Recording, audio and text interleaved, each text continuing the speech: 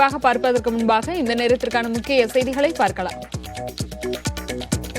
பிரதமர் மோடி மற்றும் சீன அதிபர் ஷி ஜின்பிங் நாளை சென்னை வருகை. இரு தலைவர்களையும் வரவேற்பதற்கான இறுதிக்கட்ட பணிகள் தீவிரம். பிரதமர் மோடி சீன அதிபர் வருகையொட்டி சென்னையில் போக்குவரத்தில் மாற்றம். சிரமத்தை தவிர்க்க பயண திட்டமிடுமாறு பொதுமக்களுக்கு காவல்துறை வேண்டுகோள். சீன அதிபர் வருகையால் சென்னை சுத்தமானது போல உலக தலைவர்கள் வந்தால் தமிழகம் சுத்தமாகும். சட்டவிரோத பேனர் வழக்கில் உயர்நீதிமன்றம் கருத்து. மேகதாது அணை விவகாரத்தில் கர்நாடகாவிற்கு திட்ட அனுமதி தரக்கூடாது. மத்திய அமைச்சர்கள் இருவருக்கு முதலமைச்சர் கடிதம். பழவேற்காடு ஏரியில் 27 கோடியில் நிரந்தரமாக தூண்டில் வளைவு சுவர் அமைக்க மத்திய சுற்றுச்சூழல் அமைச்சகம் அனுமதி. மீனவர்களின் வாழ்வாதாரம் மேம்படும் என அமைச்சர் ஜெயக்குமார் புதிய தலைமுறைக்கு பேட்டி. உலக குத்துச்சண்டை சாம்பியன்ஷிப் போட்டியின் அரையிறுதிக்கு முன்னேறிய மேரிகோம் 8வது பதக்கத்தை பெறும் முதல் நபர் என்ற சிறப்பை பெறுகிறார்.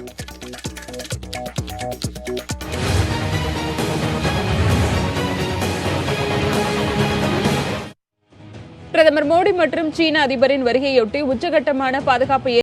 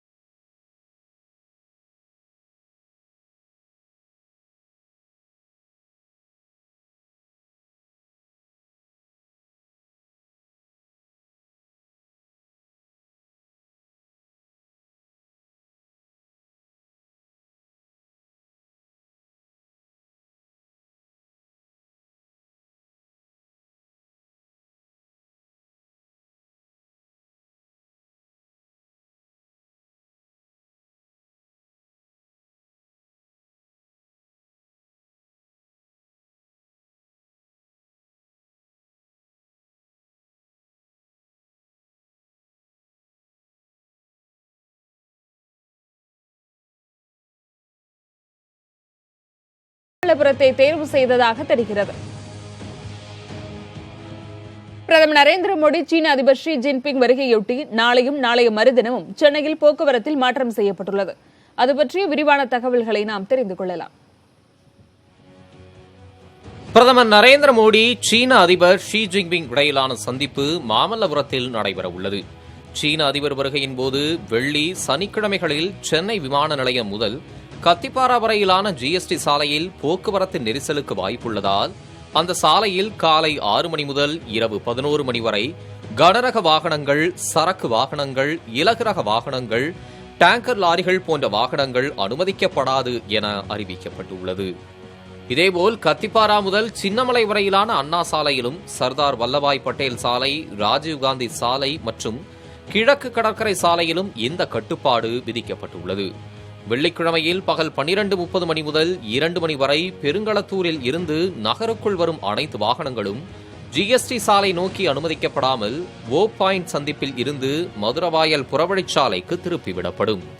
சென்னை தென்பகுதியில் இருந்து வடக்கு பகுதிகளுக்கு வரும் அனைத்து வாகனங்களும் பல்லாவரம் ரேடியல் ரோடு வழியாக, குரோம்பேட்டை, தாம்பரம் வழியாக மதுரவாயல் புறவழிச்சாலை பயன்படுத்தி செல்லலாம் என அறிவிக்கப்பட்டுள்ளது. வெள்ளிக்கிழமை பிற்பகல் 3:30 மணி முதல் 4:30 மணி வரை ஜிஎஸ்டி சாலையில் இருந்து வரும் அனைத்து வாகனங்களும் கத்திப்பாரா சந்திப்பில் இருந்து கிண்டி நோக்கி அனுமதிக்கப்படாமல் 100 அடி சாலை வழியாக செல்ல திருப்பிவிடப்படும். இதேபோன்று பிற்பகல் 2 மணி முதல் இரவு 9 மணி வரை OMR ராஜீவ்காந்தி சாலையில் நகருக்குள் வரும் அனைத்து வாகனங்களும் சோழிங்கநல்லூர் சந்திப்பில் பெரும்பாக்கம் வழியாக செல்ல திருப்பிவிடப்படும் என தெரிவிக்கப்பட்டுள்ளது. கிழக்கு கடற்கரை சாலையில் வரும் அனைத்து வாகனங்களும் அக்கரை சந்திப்பில் முட்டுக்காடு நோக்கி செல்ல அனுமதிக்கப்பட மாட்டாது.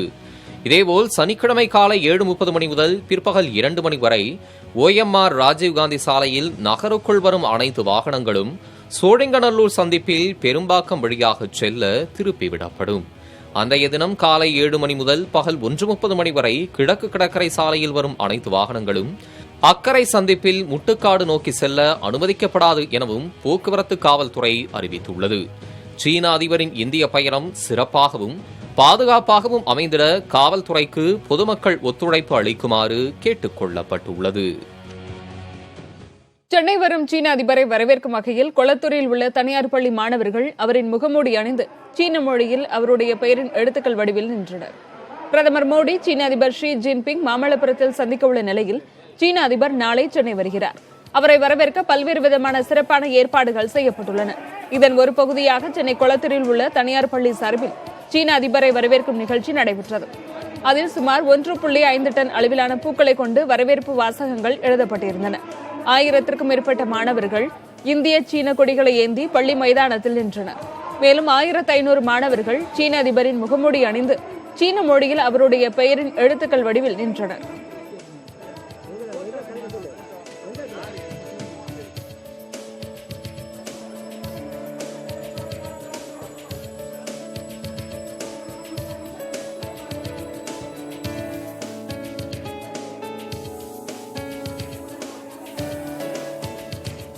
காவிரியின் குறுக்கே மேகதாதுவில் அணை கட்ட கர்நாடகாவுக்கு அனுமதி தரக்கூடாது என முதலமைச்சர் எடப்பாடி பழனிசாமி 2 மத்திய அமைச்சர்களுக்கு கடிதம் எழுதியிருக்கிறார்.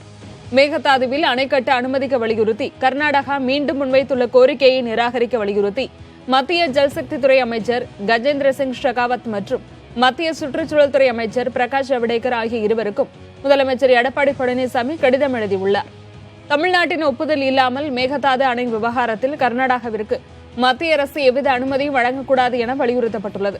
காவிரி படுகையில் ஏற்கனவே உள்ள அணைகளை போதுமானது என்றும் அவற்றில் தண்ணீரை சேமித்து வைத்து தமிழ்நாடு உள்ளிட்ட மாநிலங்களுக்கு தண்ணீர் வழங்க முடியும் என்றும் காவிரி தீர்ப்பாயம் மற்றும் உச்சநீதிமன்றமும் தெரிவித்திருப்பதை அவர் சுட்டிக்காட்டியுள்ளார். மேகதாதுவில் கர்நாடகா அணை கட்டுவதை ஏற்றுக்கொள்ள முடியாது என்றும் தமிழ்நாடு உள்ளிட்ட மாநிலங்கள் இந்த திட்டத்தை ஏற்றுக்கொள்ளவில்லை என்றும் அந்த கடிதத்தில் குறிப்பிட்டுள்ளார். கடந்த ஜூலை மாதம் 19ஆம் தேதி நடைபெற்ற நிபுணர்கள் குழு கூட்டத்தில் மேகதாது அணை திட்டத்தை ஒத்திவைத்திருப்பதையும் கடிதத்தில் முதலமைச்சர் சுட்டிக்காட்டியுள்ளார். மேகதாது திட்டத்திற்கு அனுமதி கோரி மத்திய அரசை கர்நாடகா மீண்டும் அணுகியிருப்பதாக தகவல்கள் வெளியாகியிருப்பதாகவும் இரு மாநிலங்களுக்கு இடையே பாயும் ஆற்றில் புதிதாக அணை கட்ட தமிழ்நாடு கடுமையாக ஆட்சேபனையை வலியுறுத்துவதாகவும் கடிதத்தில் முதலமைச்சர் குறிப்பிட்டுள்ளார். எனவே கர்நாடக அரசின் கோரிக்கையை மத்திய அரசு நிபுணர் குழு நிராகரிக்க வேண்டும் என்று அறிவுறுத்த கடிதத்தில் முதலமைச்சர் கோரிக்கை விடுத்துள்ளார். தேசிய அளவில் பணக்கார மாநில கட்சிகளின் பட்டியலில் திமுக 2வது இடத்தையும் அதிமுக 3வது இடத்தையும் பிடித்துள்ளன. தேர்தல் ஆணையத்தில் பதிவு செய்துள்ள தேசிய மற்றும் மாநில கட்சிகள் ஆண்டுதோறும் தங்களுடைய சொத்து விவரங்களையும் வரவு செலவு கணக்குகளையும் தாக்கல் செய்ய வேண்டும். அந்த விவரங்களை அடிப்படையாக வைத்து ஜனநாயக சீர்திருத்தங்களுக்கான சங்கம் அரசியல் கட்சிகளின் சொத்து மதிப்பை ஆண்டுதோறும் வெளியிட்டு வருகிறது. அதன்படி இந்த ஆண்டு 41 மாநில கட்சிகளின் சொத்து விவரங்கள் வெளியிடப்பட்டுள்ளன. அவற்றின் மொத்த சொத்து மதிப்பு 1320 கோடி ரூபாயாகும். 583 கோடி ரூபாய் சொத்துக்களுடன் சமாஜ்வாதி கட்சி பட்டியலில் முதலிடத்தை பிடித்திருக்கிறது. 191 கோடி ரூபாய் சொத்துக்களுடன் 2வது இடத்தில் திமுகவும் 189 கோடி ரூபாய் சொத்துக்களுடன் 3வது இடத்தில் அதிமுகவும் உள்ளன. 2016-17ஆம் நிதியாண்டில் 187 கோடி ரூபாய் சொத்துக்களுடன் முதலிடத்தில் இருந்த அதிமுக தற்போது 3ஆம் இடத்திற்கு சென்றுள்ளது. 2016-17 நிதியாண்டில் 67 லட்சம் ரூபாயாக இருந்த தேமுதிகவின் சொத்து மதிப்பு 2017-18இல் 87 லட்சம் ரூபாயாக உயர்ந்துள்ளது. கடந்த நிதியாண்டுடன் ஒப்பிடுகையில் 2017-18இல் மதச்சார்பற்ற ஜனதா தளம், ஐக்கிய ஜனதா தளம், தெலுங்கானா ராஷ்டிரிய சமிதி போன்ற கட்சிகளின் சொத்து மதிப்பு 2 மடங்கு அதிகரித்துள்ளது. அடுத்து விரைவுச் செய்திகளை பார்க்கலாம். பழவேற்காடு ஏரியில் நிரந்தரமாக தூண்டில் வளைவு சுவர் அமைக்க தமிழக அரசுக்கு மத்திய அரசு அனுமதி அளித்துள்ளது. பழவேற்காடு ஏரியில் உள்ள முகத்துவாரத்தை தூர்வாரி 27 கோடி ரூபாய் மதிப்பீட்டில் நிரந்தரமாக தூண்டில் வளைவு அமைக்க மத்திய சுற்றுச்சூழல் துறை அமைச்சகத்திடம் தமிழக அரசு அனுமதி கோரியிருந்தது. கடந்த செப்டம்பர் மாதம் 23ஆம் தேதி இதனை பரிசீலனை செய்த மத்திய சுற்றுச்சூழல் துறை அமைச்சகம் நிரந்தர தூண்டில் வளைவு அமைக்க அனுமதி வழங்கியுள்ளது. இதுகுறித்து புதிய தலைமுறையில் தொடர் செய்தி ஒளிபரப்பான நிலையில் தற்போது நிரந்தர தூண்டில் வளைவு அமைக்க மத்திய அரசு அனுமதி அளித்துள்ளது. ஏரியின் முகத்துவார பகுதியில் 6 மணி நேரத்திற்கு ஒருமுறை சுழற்சி முறையில் கடல் நீர் ஏரிக்கும் ஏரி நீர் கடலுக்கும் சென்று திரும்புவது வழக்கம்.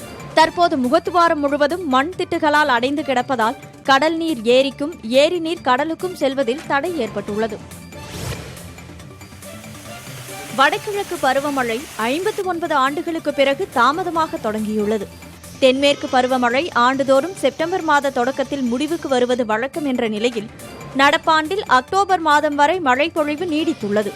இதன் எதிரொலியால் வடகிழக்கு பருவமழைக்கான காற்று மாற்றம் அக்டோபர் 9ஆம் தேதி தாமதமாக தொடங்கியுள்ளது என இந்திய வானிலை ஆய்வு மையம் தெரிவித்துள்ளது.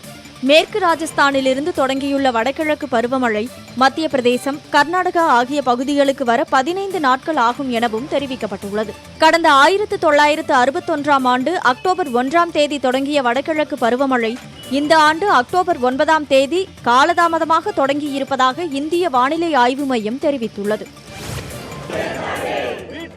கோவையில் சொத்து வரி உயர்வை கண்டித்து போராட்டத்தில் ஈடுபட்ட திமுக மற்றும் கூட்டணி கட்சியினரை காவல்துறையினர் கைது செய்தார்கள். சொத்து வரி உயர்வை கண்டித்தும் சுயஸ் நிறுவனத்துடனான குடிநீர் விநியோக ஒப்பந்தத்தை கண்டித்தும் கோவை தெற்கு வட்டாட்சியர் அலுவலகம் முன்பாக கருப்பு சட்டை ஆர்ப்பாட்டம் நடத்த காவல்துறையினரிடம் திமுக சார்பில் அனுமதி கோரப்பட்டது. ஆனால் அனுமதி மறுக்கப்பட்டதாக தெரிகிறது. இந்நிலையில் திமுக மற்றும் கூட்டணி கட்சிகள் சார்பாக 2000க்கும் மேற்பட்டோர் கருப்பு சட்டை அணிந்து ஆர்ப்பாட்டத்தில் ஈடுபட்டனர். சொத்து வரி உயர்வை திரும்பப் பெற கோரி கண்டன முழக்கங்களை எழுப்பினர். இதனையடுத்து போராட்டத்தில் ஈடுபட்டவர்களை காவல்துறையினர் கைது செய்தார்கள். இதனால் இரு தரப்பினரிடையே தள்ளுமுள்ளு ஏற்பட்டது.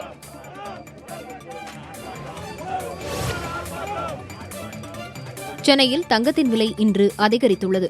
இன்று காலை நிலவரப்படி 22 கேரட் ஆபரண தங்கம் கிராமிற்கு 7 ரூபாய் விலை உயர்ந்து 3665 ரூபாய்க்கும், ஒரு சவரன் 56 ரூபாய் விலை அதிகரித்து 29360 ரூபாய்க்கும் விற்பனையாகிறது. வெள்ளியின் விலையில் மாற்றமில்லாமல் 1 கிராம் 49 ரூபாய் 90 காசுகளுக்கு விற்பனையாகிறது. உலக குத்துச்சண்டை சாம்பியன்ஷிப் போட்டியில் இந்திய வீராங்கனை மேரிகோம் அரையிறுதிக்கு முன்னேறியுள்ளார். இதன் மூலம் அவர் உலக குத்துச்சண்டை சாம்பியன்ஷிப் போட்டியின் 8வது பதக்கத்தை உறுதி செய்துள்ளார். 11வது உலக குத்துச்சண்டை சாம்பியன்ஷிப் போட்டிகள் ரஷ்யாவின் உலன் உடே நகரில் நடைபெற்று வருகிறது. இதன் 51 கிலோ எடைப்பிரிவின் காலிறுதி ஆட்டத்தில் கொலம்பியாவின் இக்ரிட் வாலன்சியாவை மேரிகோம் எதிர்கொண்டார். இதில் தனது ஆக்ரோஷமான ஆட்டத்தை வெளிப்படுத்திய மேரிகோம் 5-0 என்ற புள்ளி கணக்கில் இக்ரிட்டை வீழ்த்தி அரையிறுதிக்கு முன்னேறினார். உலக சாம்பியன்ஷிப் போட்டியில் மேரிகோம் பங்கேற்ற போட்டிகளில் 6 தங்கம், 1 வெள்ளிப் பதக்கத்தையும் வென்றிருக்கும் நிலையில் அரையிறுதிக்கு முன்னேறியதன் மூலம் 8வது பதக்கத்தை அவர் உறுதி செய்துள்ளார். உலக சாம்பியன்ஷிப் குத்துச்சண்டை போட்டியில் அதிக பதக்கங்களை வென்றவர் என்ற வரலாற்றை மேரிகோம் படைக்கவுள்ளார். தோல்வி பயம் காரணமாகவே அதிமுக அரசு உள்ளாட்சித் தேர்தலை நடத்தவில்லை என திமுக தலைவர் மு.க.ஸ்டாலின் குற்றம் சாட்டியிருக்கிறார். நெல்லை மாவட்டம் நாங்குநேரி சட்டமன்ற தொகுதிக்குட்பட்ட பகுதிகளில் திமுக தலைவர் மு.க.ஸ்டாலின் காங்கிரஸ் வேட்பாளர் ரூபி மனோகரனை ஆதரித்து வாக்கு சேகரித்தார். முன்னீர் பள்ளம், தருவை, செங்குளம் உள்ளிட்ட பகுதிகளில் பரப்புரை மேற்கொண்ட அவர் மக்களிடம் குறைகளை கேட்டறிந்தார். அதனைத் தொடர்ந்து பேசிய அவர் திமுக வழக்கு போட்டதால் தான் உள்ளாட்சித் தேர்தல் நடத்த முடியவில்லை என அதிமுக சாக்குப்போக்கு கூறுவதாகவும், திமுக ஆட்சிக்கு வந்தால் உடனடியாக உள்ளாட்சித் தேர்தல் நடத்தப்படும் எனவும் தெரிவித்தார்.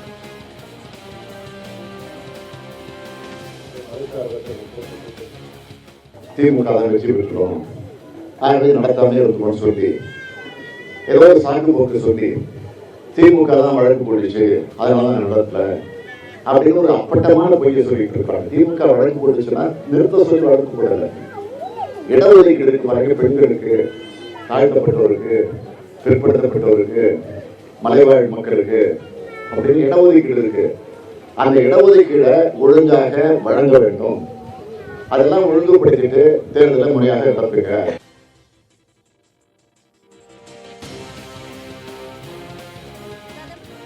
இவரின் தமிழக வருகையை முன்னிட்டு இன்று முதல் 12ஆம் தேதி வரை குற்ற வழக்குகளின் விசாரணையை ஒத்திவைக்குமாறு சென்னை முதன்மை அமர்வு நீதிமன்ற நீதிபதிக்கு காவல் ஆணையர் A.K. விஸ்வநாதன் கடிதம் எழுதியுள்ளார். வெள்ளிக்கிழமை தமிழகம் வரும் பிரதமர் மோடியும் சீன அதிபர் ஷி ஜின்பிங்கும் மாமல்லபுரத்தில் பேச்சுவார்த்தை நடத்தவுள்ளனர். இதற்காக சென்னை மற்றும் காஞ்சிபுரம் மாவட்டத்தில் பலத்த பாதுகாப்பு போடப்பட்டுள்ளது. அந்த பணியில் காவலர்கள் ஈடுபட்டுள்ளதால் வழக்கு விசாரணைக்காக கைதிகளை சிறையிலிருந்து நீதிமன்றம் அழைத்து வருவதில் சிக்கல் ஏற்பட்டுள்ளது. எனவே இன்று முதல் 12ஆம் தேதி வரை குற்ற வழக்குகளின் விசாரணையை ஒத்திவைக்குமாறு சென்னை முதன்மை அமர்வு நீதிமன்ற நீதிபதிக்கு காவல் ஆணையர் கோரிக்கை விடுத்துள்ளார். ஒத்திவைக்க முடியாவிட்டால் காணொலி காட்சி மூலம் கைதிகளை ஆஜர்படுத்த அனுமதிக்கும்படியும் அவர் கேட்டுக் கொண்டுள்ளார். பிரதமர் மோடி மற்றும் சீன அதிபர் ஷி ஜின்பிங் சந்திப்பையொட்டி மீன்பிடிக்க தடை விதிக்கப்பட்டுள்ள நாட்களுக்கு நிவாரணம் வழங்க வேண்டுமென மீனவர்கள் கோரிக்கை விடுத்துள்ளனர். கோவளம் முதல் கல்பாக்கம் வரையில் உள்ள கிராமங்களைச் சேர்ந்த மீனவர்கள் இன்று முதல் மறு அறிவிப்பு வரும் வரை மீன்பிடிக்க கடலுக்குள் செல்ல தடை விதிக்கப்பட்டுள்ளது. தங்களது வாழ்வாதாரத்தை கருத்தில் கொண்டு தடை விதிக்கப்பட்ட நாட்களுக்கு நிவாரணம் வழங்க வேண்டுமென கோரிக்கை விடுத்துள்ளனர். மீனவ கிராமங்களில் ஈஞ்சம்பக்கம் தொட்டு புதுப்பட்டினம் கல்பகம் அடுத்து உள்ள புதுப்பட்டினம் வரைக்கும் இந்த 4 நாளைக்கு கடலுக்கு போகணும்னு சொல்லிட்டு அதை தடை விதிச்சிருக்காங்க. மீனவ மக்களின் அன்றாட வாழ்க்கையே கடல் நம்பி தான் இருக்குது. நாங்கள் கடலுக்கு போகலாம், வேறு தொழில் எங்களுக்கு தெரியாது. அதனால் எங்களுக்கு நாங்கள் எத்தனை நாள் கடலுக்கு போகலையோ அத்தனை நாளைக்கும் இழப்பீடு கொடுத்து மீனவ மக்களின் கஷ்டத்தை போக்கணுன்றது எங்கள் மீனவ மக்களின் நீண்ட கோரிக்கை. சீன அதிபரின் வருகையொட்டி சென்னை விமான நிலையத்திலிருந்து மாமல்லபுரம் வரை பாதுகாப்பு ஒத்திகை நடைபெற்று வருகிறது. இது தொடர்பான தகவல்களை தர நம்முடன் இணைந்திருக்கிறார் செய்தியாளர் ஆனந்தன். அவரிடம் பேசலாம். ஆனந்தன், என்ன மாதிரியான பாதுகாப்பு ஒத்திகை நடைபெறுகிறது? எவ்வளவு போலீசார் இதில் ஈடுபட்டிருக்காங்க? சரணியா, சீன அதிபர் இந்திய வருகையொட்டி தமிழகம் வருகையொட்டி பல்வேறு ஏற்பாடுகளை தமிழக போலீசாரும் இந்திய காவல்துறையிலும் இணைந்து செய்து வருகிறது. குறிப்பாக சீன அதிபர் நாளை வருகை சென்னை விமான நிலைய வருகையொட்டி அனைத்து ஏற்பாடுகளையும் செய்து வருகின்றன. நாளை இந்திய பிரதமர் மோடி அவர்கள் சரியாக 11 மணிக்கு மேலாக சென்னை விமான நிலையம் வந்தடைகிறார். அதன் பிறகு அவர் காத்திருந்து சரியாக 1:20 நிமிடங்கள் இல்ல நாளை இந்திய சீன அதிபர் வருகிறார். அவரை வரவேற்கிறார். அதன் பிறகு தமிழகத்தினுடைய முதல்வர் எடப்பாடி பழனிசாமி மற்றும் அமைச்சர்களும் வரவேற்கிறார்கள். அதன் பிறகு இங்கிருந்து தனியார் விடுதி தங்கியிருக்கக்கூடிய விடுதிக்கு இங்கிருந்து சீன அதிபர் அங்கு செல்கிறார்.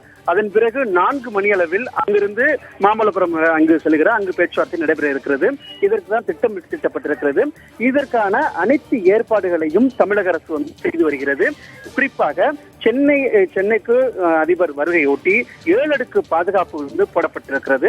அவர் வரக்கூடிய நேரங்கள்ல அதாவது விமானங்கள் மேலே பறக்காமல் இருப்பதற்கான அனைத்து ஏற்பாடுகளும் செய்யப்பட்டிருக்கிறது.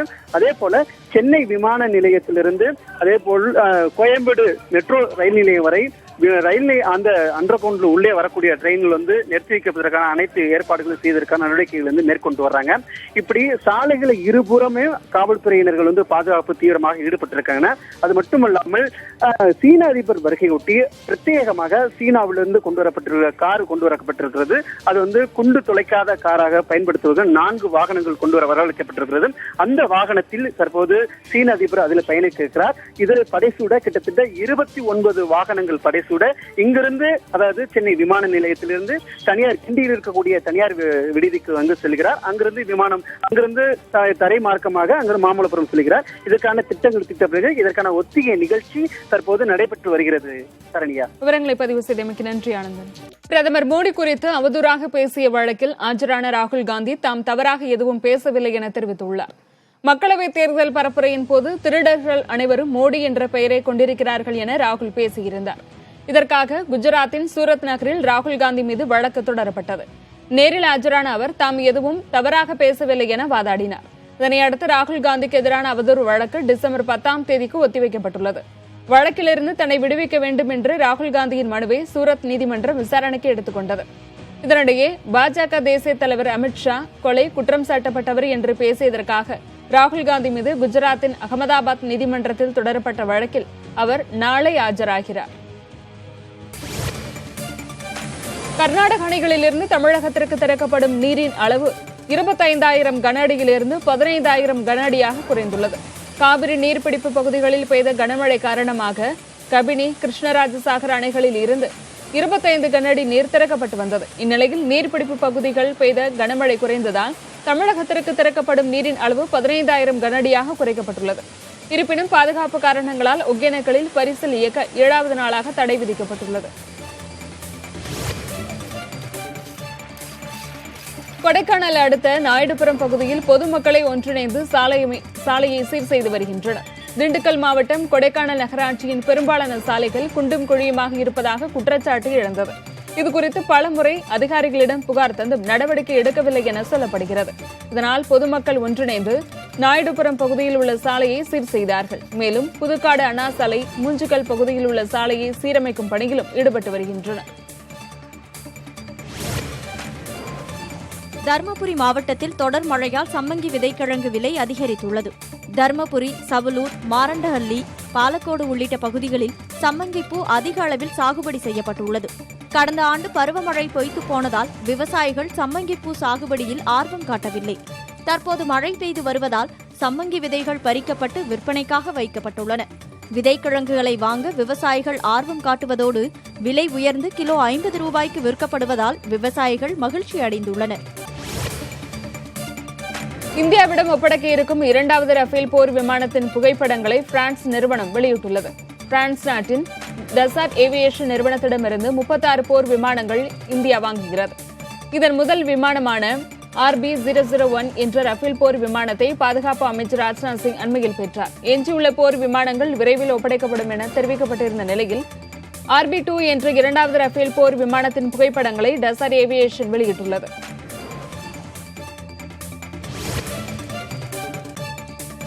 சத்தீஸ்கர் மாநிலத்தில் நெகிழிப் பொருட்களை சேகரித்து தந்தால் வயிறார உணவு வழங்கப்படும் என்ற அறிவிப்புடன் உணவகம் ஒன்று திறக்கப்பட்டுள்ளது. அம்பிகாபூர் என்ற பகுதியில் கார்பேஜ் கஃபே என்ற பெயரில் இயங்கி வரும் உணவகம் ஒன்று பலரது கவனத்தை ஈர்த்துள்ளது. அங்கு உணவு உண்ண வருவோர் அதற்கான கட்டணம் தர தேவையில்லை, மாறாக குறைந்தபட்சம் 1/2 கிலோ நெகிழிப் பொருட்களை மட்டுமே தர வேண்டும் என்ற நிபந்தனையுடன் இயங்கி வருகிறது. அம்பிகாபூரை நெகிழிப் பொருட்கள் இல்லா நகரமாக்கும் நோக்கில் இந்த புதிய முயற்சி தொடங்கப்பட்டுள்ளதாக உணவக உரிமையாளர் தெரிவித்துள்ளார். உலக அளவில் 220 கோடி பேருக்கு பார்வை குறைபாடு இருப்பதாக உலக சுகாதார அமைப்பு அதிர்ச்சியான தகவலை வெளியிட்டுள்ள நிலையில் நமது விழிகளை பாதுகாப்பும் முறைகள் குறித்து நாம் தெரிந்து கொள்ளலாம். வயது மூப்பு காரணமாக கண்ணாடி அணிந்த காலம் மாறி சிறுவர் சிறுமியர் பலர் கண்ணாடி அணிந்திருப்பதை நம்மால் காண முடிகிறது. இதற்கு முக்கிய காரணம் வாழ்க்கை முறையில் வளர்ச்சிகளால் ஏற்பட்ட பெரும் மாற்றங்கள்தான். ஸ்மார்ட் போன்கள், தொலைக்காட்சிகள், கணினிகள் ஆகியவை குழந்தைகளை வீட்டிற்குள்ளேயே கட்டி போட்டு விடுகின்றன. சூரிய ஒளியில் தினமும் விளையாடும் குழந்தைகள் பெரும்பாலும் ஆரோக்கியமான பார்வை திறனை கொண்டுள்ளதாக ஆய்வுகள் கூறுகின்றன. அதனால் குறைந்தது 1 மணி நேரமாவது குழந்தைகளை தினமும் வெளிப்புறச் சூழலில் விளையாட பெற்றோர் முற்படுத்த வேண்டும் என்கிறார் கண் மருத்துவ நிபுணர் திரிவேணி வெங்கட். இப்போ பார்த்தீங்கன்னா சின்ன குழந்தைங்க 6 மாதம் 1 இயர் குழந்தைங்க சாப்பிட வைக்க நம்ம கையில் ஃபோன் கொடுத்துடுறோம். ஒரு சில நிமிஷங்கள் தானே, என்ன ஆக போகுது அப்படின்னு ஜென்ரலாக அது அந்த நிமிஷத்துக்கு சாப்பிட்டா போதும் அப்படின்னு சொல்லிட்டு ஒரு 5 to 10 minutes வச்சா ஒன்றும் பெரிய பாதிப்பு இல்லை. பட் அது என்ன அப்படின்னா நாளடைவில் அதனாலையும் பாதிப்பு ஏற்படலாம். இன்னொன்று, குழந்தைகள்கிட்ட செல்ஃபோன்ஸ், கம்ப்யூட்டர்ஸ் அது ரெஸ்ட்ரிக்ஷன் பண்ணணும். இன்றைய நவீன உலகில் கணினி, செல்போன் இல்லாமல் நம்மால் இயங்க முடியாது. இதுபோன்ற சூழலில் நீண்ட நேரம் ஒளித்திரையை உற்று நோக்குவதை தவிர்த்து கண் தசைகளுக்கு ஓய்வளிப்பதன் மூலம் பார்வை குறைபாடுகள் வராமல் தவிர்க்கலாம். அதே வேளையில் வைட்டமின் ஏ சத்து நிறைந்த கீரைகள், காய்கறிகள், பழங்களை உட்கொள்ள வேண்டியதும் மிகவும் அவசியமாகிறது. ஸோ சிஸ்டம் யூஸ் பண்ணும்போது 20 நிமிஷத்துக்கு ஒரு வாட்டி அந்த சிஸ்டத்திலிருந்து கண் பார்வையை விலக்கி ஒரு தூரமான ஒரு பொருளை ஒரு 2 நிமிஷம் பார்த்தாங்க, ஒரு 20 செகண்ட் பார்த்தாங்க அப்படின்னா அவங்களுக்கு அந்த கண்களுக்கு ரெஸ்ட் கிடைக்கும், அந்த கண்களுடைய தசைகளுக்கு ரெஸ்ட் கிடைக்கும். இல்லை கண் மூடி கொஞ்ச நேரம் இருக்கலாம், அந்த மாதிரி அவங்க ரெஸ்ட் எடுத்துக்கணும். ப்ளஸ் கண் இமைக்கிறதும் ரொம்ப முக்கியம். உயர் இரத்த அழுத்தம், சர்க்கரை நோய் போன்ற பிற நோய்களும் மறைமுகமாக கண்களை பாதிக்கும் என்கின்றன ஆய்வு முடிவுகள். உடல் ஆரோக்கியத்தின் மீதான நமது பார்வை இன்னும் விரிவடைய வேண்டும் என்பதையே இது உணர்த்துகிறது. புதிய தலைமுறைக்காக ஒளிப்பதிவாளர் செந்தில்குமரனுடன் அருண்மொழிவர்மன். அடுத்து சில வணிகச் செய்திகளை பார்க்கலாம்.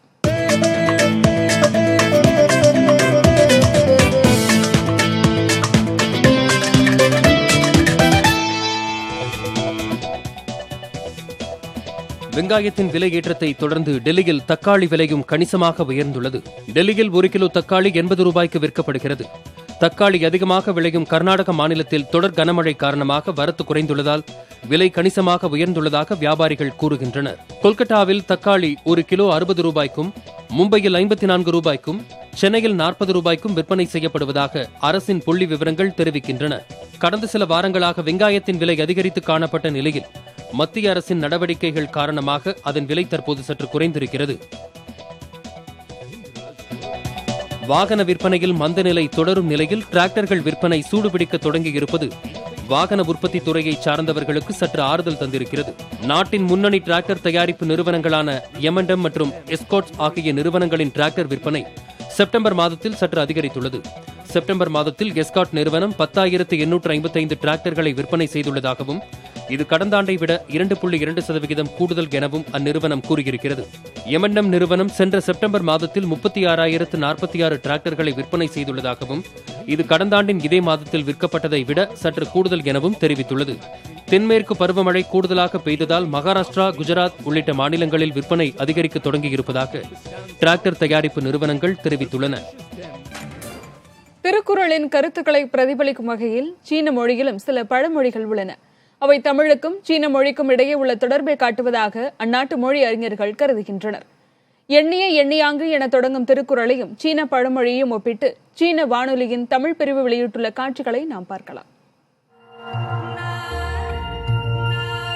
எண்ணிய எண்ணியாங்கு ஏதுப எண்ணிய திண்ணியர் ஆக பெரி. எங்குறால் பாட்டு எப்படி உறுதியாக செய்யப்படும் சக்தியே இந்த குரல் வெளிக்காடுகிறது. இதை படிக்கும் போது சீன பழமொழி ஒன்று என் நினைவுக்கு வருகிறது. யாவ்டிங் சிங்ஷன் பு ஃபங்சோங் என்னும் பழமொழியே அது. மூங்கிலானது கடினமான கல்லிலும் வேரூன்றி உறுதியுடன் வளர்ந்திருக்கும். இந்த மூங்கில் போலவே நாமும் நம் வாழ்வில் என்னென்ன இன்னல்கள் வரினும் மன உறுதியுடன் முயற்சி செய்து அவற்றை வெல்ல முடியும் என்பதை இந்த சீன பழமொழி உணர்த்துகிறது. எண்ணிய எண்ணியாங்கு எய்துபா எண்ணியார் திண்ணியார் ஆக பேரி. இந்த குரல் என்னோட மனத்தில் ஆழ பதிந்துள்ளது. யாவ்டிங் சிங்ஷன் பு ஃபங்சோங் இந்த சீன பழமொழியை நீங்க நினைவில் வைத்துக் கொள்ளலாமா? அண்மை செய்திகளுக்கு இணைந்திருங்கள் புதிய தலைமுறையுடன்.